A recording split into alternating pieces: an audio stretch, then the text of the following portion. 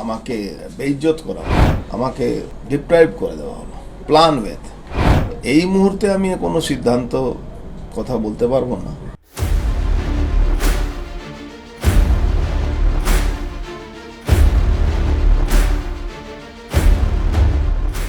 রাজনৈতিক দলবদল যদি ঘন ঘন হয় তাহলে সেটা তো নিশ্চয়ই একটা সমস্যা তৈরি হবে, সাধারণ মানুষের চোখেও সেটা ভালো উদাহরণ নয়। এখন সকলকেই 42টি আসনে 42 জন প্রার্থী হবে, দলের নেতৃত্ব 42টি আসনে সেরা 42 জনকে, তার নানা রকম পার্সপেক্টিভ থাকে এগুলো বিবেচনা করার, তো সেখানে 42 জন সৈনিককে লড়তে পাঠিয়েছেন 42টা আসনে।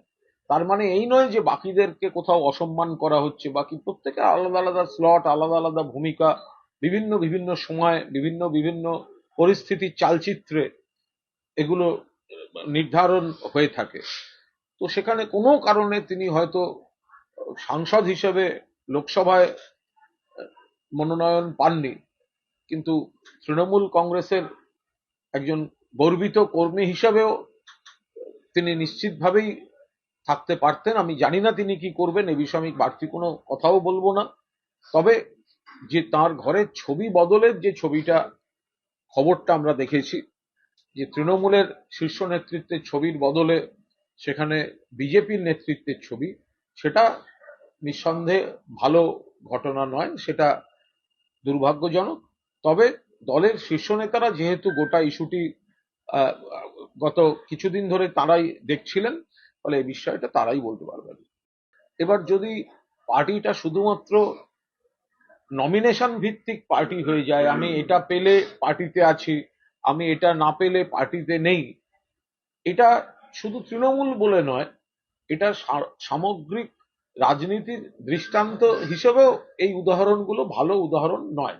তবে অর্জুন সিং এর সঙ্গে কি কথা হয়েছে না হয়েছে যেগুলো আমি জানি না, সে বিষয়ে আমি অতিরিক্ত কোনো মন্তব্য করতে চাই না। অর্জুন সিং তো আমাদের দলে এসেছিলেন এবং বিপরীত পরিস্থিতিতে এসেছিলেন, চ্যালেঞ্জ অ্যাকসেপ্ট করে এসেছিলেন। 2 লক্ষ ভোটে হারাবই, না হলে রাজনীতি ছেড়ে দেবো, এই চ্যালেঞ্জকে নিয়ে এসেছিলেন, জিতেছিলেন। এসেছিলেন যখন তার গলায় 107টা মামলার মালা ঝোলানো ছিল, তখন ছিলেন গদ্দার নাম্বার 2, মানে গদ্দার 2। 1 নম্বর মুকুল রায়, দ্বিতীয় গদ্দার।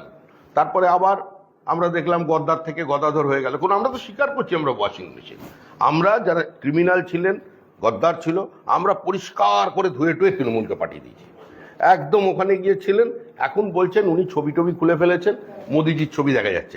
এখন দেশ তো মোদিময়, চেতনে অবচেতনে সব জায়গায় মোদি বিরাজ করছেন। মুখ্যমন্ত্রী দেখছেন না মোদি বলতে কি বলে ফেলছেন, সব সময় স্বপ্নের মধ্যে মোদি ঘোরাঘুরি করছে। অর্জুন সিং এর দলে যোগদান কি অর্জুন সিং এর আবহন কি বিসর্জন, এই নিয়ে বিতর্কের কোনো অবকাশ নেই। অর্জুন সিং বিজেপিতে জিতে সাংসদ হয়েছিলেন এবং এখনো উনি সাংসদ আছেন। সুতরাং অর্জুন সিং এর এই যোগদান খেলার মধ্যে ওখানকার কি পরিস্থিতি, বিজেপি কর্মীরা কি চায়, আমরা সেটা আমাদের যথাস্থানে খবর পৌঁছে দেবো, কিন্তু পুরো সিদ্ধান্তটা নেবেন বিজেপির সংসদীয় বোর্ড। আর আমাদের দরজা তো আমরা বলেছি, আমরা দরজা বন্ধ করি না, আমরা ডায়ালগকে চালু রাখি, এটাই আমাদের রাজনৈতিক বিজেপির সংস্কৃতি। আমাদের দরজা বন্ধ আছে, খোলা নেই, বন্ধ আছে, কিন্তু ভিতর থেকে ছিটকিনি দেওয়া নেই। আপনি এসে কেউ ঠেলে ভিতরে এসে কথা বলতে পারেন, বাদ বাকিটা ওদের ব্যাপার।